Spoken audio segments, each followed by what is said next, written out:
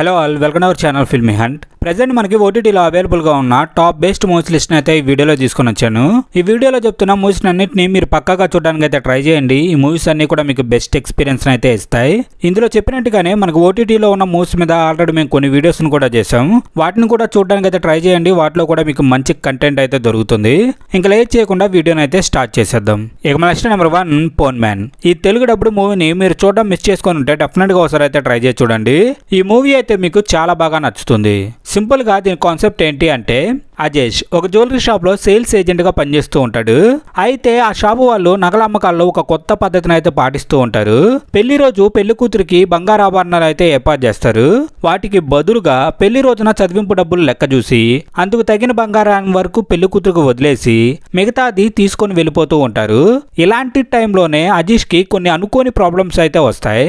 So final గా ఏం జరిగింది అనేదే రిమైనింగ్ కాన్సెప్ట్. ఈ మూవీని అయితే మిస్ చేసుకోవద్దు. ఇదైతే మీకు చాలా బాగా నచ్చుతుంది. నెక్స్ట్ నెంబర్ 2 రామం రాఘవం. ఈ మూవీలో చిన్న చిన్న మిస్టేక్స్ ఉన్నప్పటికీ ఓవరాల్ గా మూవీ అయితే వన్ టైం వాచబుల్ గా బాగుంటుంది.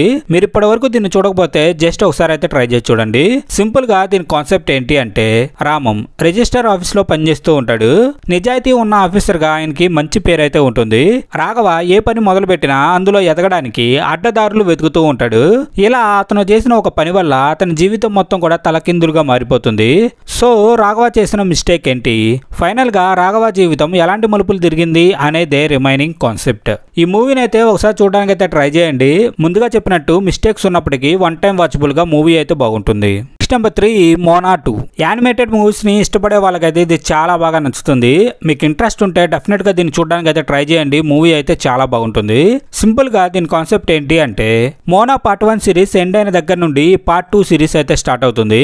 సముద్రం మీద ప్రయాణంలో మంచి ఎక్స్పీరియన్స్ ని సంపాదించుకున్న మోనా తిరిగి మళ్ళీ 3 సంవత్సరాల తర్వాత మోటివ్ P2 అనే ఒక మిస్టీరియస్ ఐలాండ్ ని కనుక్కోవడానికి ఒక ప్రయాణాన్ని అయితే మొదలు పెడుతుంది. సో ఆ ప్రయాణంలో మోనా ఎన్ని కష్టాలు ఎదుర్కొంది, చివరికి ఆ మిస్టరీ ఐలాండ్ ని కనిపెట్టిందా లేదా అనేదే రిమైనింగ్ కాన్సెప్ట్. ఈ మోనా ఫస్ట్ సిరీస్ ని చూడని వాళ్ళైతే డెఫినెట్ గా దాన్ని కూడా ట్రై చేసి చూడండి. అప్పుడు మోనా క్యారెక్టర్ మీకు ఇంకా బాగా కనెక్ట్ అవుతుంది. మీకు ఇంట్రెస్ట్ ఉంటే దీన్ని మాత్రం మిస్ చేసుకోవద్దు. Next number 4 the wild robot. ఈ మూవీ కూడా మీకు మంచి ఎక్స్పీరియన్స్ అయితే ఇస్తుంది. ఇది కూడా యానిమేటెడ్ మూవీ, బట్ మీకైతే చాలా బాగా కనెక్ట్ అవుతుంది. ఇంట్రెస్ట్ ఉంటే దీన్ని చూడడానికి కూడా పక్కాగా అయితే ట్రై చేయండి.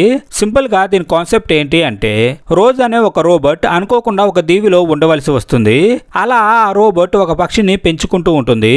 సో ఈ మూవీ మొత్తం కూడా ఆ పక్షికి రోబోట్ కి మధ్య బాండింగ్ ఎలా ఏర్పడింది, తర్వాత నుండి వాళ్ళ జర్నీ ఎలా సాగింది, ఫైనల్ గా మూవీ ఎలా ఎండ్ అయింది అనేదే రిమైనింగ్ కాన్సెప్ట్. ఇదైతే చాలా మంచి సినిమా. మీరైతే దీన్ని అసలు మిస్ చేసుకోవద్దు.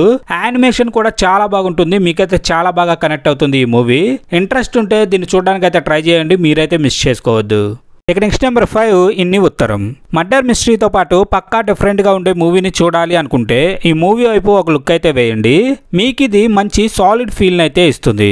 సింపుల్ గా దీని కాన్సెప్ట్ ఏంటి అంటే, డాక్టర్ జానకి ఒకరోజు తన ఒక సిటీ పోలీస్ స్టేషన్ లో తను మర్డర్ చేశాను అని తనను అరెస్ట్ చేయమని చెబుతుంది. అయితే తన మాటలు విన్న పోలీసులు తను కావాలనే ఇలా చెప్తుంది అని తను చెప్పే విషయాలు ఏవి కూడా పట్టించుకోరు. అయితే ఒకరోజు మీడియా అండ్ పబ్లిక్ నుండి కూడా పోలీసుల మీద ప్రెజర్ పెరగడంతో జానకితో పాటు బాడీని పూడ్చిన చోటుకి వెళ్లి చూస్తే అక్కడ 2 శవాలు అయితే ఉంటాయి. అది కూడా ఆ బాడీస్ ఎవరివో కూడా గుర్తుపట్టలేని స్టేజ్ లో ఉండటంతో జానకి దగ్గర నుండి ఇన్వెస్టిగేషన్ అయితే స్టార్ట్ చేస్తారు. ఫైనల్ గా మూవీ ఎలా ఎండ్ అయింది అనేదే రిమైనింగ్ కాన్సెప్ట్. మూవీ అయితే చాలా డిఫరెంట్ గా ఉంటుంది. ప్లస్ ఎక్కడా కూడా బోరింగ్ అనే పాయింటే ఉండదు. మీరు దీన్ని ఇప్పటిదాకా చూడకపోతే డెఫినెట్ గా అయితే ఒకసారి ట్రై చేయండి. ఇక next number 6 net. Rahul Ramakrishna and Avika Gor main leads గా డైరెక్ట్ గా ఓటీటీలో రిలీజ్ అయిన మూవీని మీరు మిస్ అయి ఉంటే డెఫినెట్ గా ఒకసారి అయితే ట్రై చేసి చూడండి. ఓటీటీ మూవీ కాబట్టి అక్కడక్కడ కొంచెం బోల్డ్ సీన్స్ అయితే ఉంటాయి. సో ఫ్యామిలీని అయితే అవాయిడ్ చేయండి. సింపుల్ గా దీని కాన్సెప్ట్ ఏంటి అంటే, లక్ష్మణ్ ఒక పల్లెటూరులో మొబైల్ షాప్ ని రన్ చేస్తూ ఉంటాడు.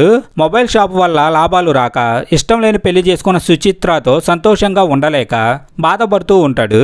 ఈ ప్రెస్టేషన్ లో లక్ష్మణ్ కు దొరికిన ఏకైక రిలీఫ్ ఆన్లైన్ లో దొరికే అశ్లీల చిత్రాలు చూస్తూ టైం పాస్ చేయడం.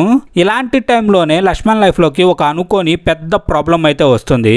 ఈ ప్రాసెస్ లో లక్ష్మణ్ ఎన్ని ప్రాబ్లమ్స్ ని ఫేస్ చేశాడు, అసలు లక్ష్మణ్ లైఫ్ లోకి వచ్చిన ప్రాబ్లం ఏంటి అనేదే రిమైనింగ్ కాన్సెప్ట్. మీరు డెఫినెట్ గా చూడాల్సిన మూవీస్ లో ఇది కూడా ఒకటి. ఇప్పటి వరకు దీన్ని చూడకపోతే డెఫినెట్ గా అయితే ఒకసారి ట్రై చేసి చూడండి.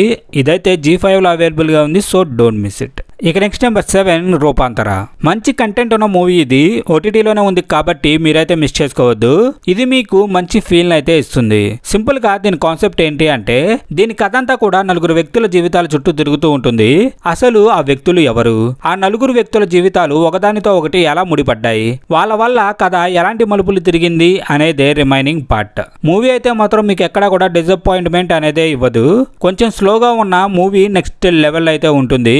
మీకు చూడాలి అన్న ఇంట్రెస్ట్ ఉండి దీన్ని మిస్ చేసుకొని ఉంటే డెఫినెట్ గా అయితే దీన్ని ట్రై చేసి చూడండి.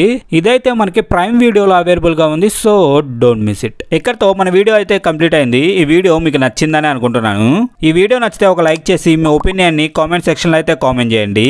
ఇంకా ఎవరైనా మన ఛానల్ ని సబ్స్క్రైబ్ చేసుకోకపోతే మన ఛానల్ ని సబ్స్క్రైబ్ చేసుకొని పక్కనే ఉన్న బెల్ బటన్ అయితే ఆన్ లో పెట్టుకోండి. మళ్ళీ తిరిగి ఇంకో బెస్ట్ కంటెంట్ తో అయితే వస్తాం.